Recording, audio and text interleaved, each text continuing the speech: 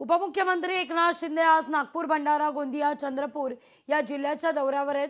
नागपूरच्या उमरखेड या ठिकाणी दुपारी 3 वाजता उपमुख्यमंत्र्यांची जाहीर सभा होईल।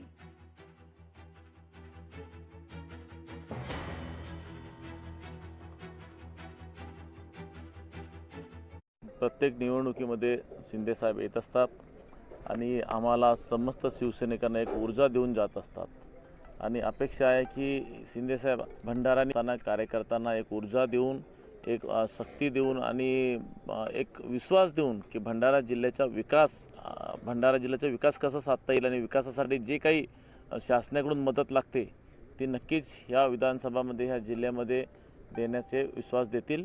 ह्या शिंदे साहेबाच्या येण्यामुळे भंडारा जिल्ह्याच्या चारही नगर परिषदमध्ये एक उत्साह निर्माण होईल आणि चारही सीटा नगराध्यक्षासह सगळे नगरसेवक निवडून येतील अशी अपेक्षा आहे।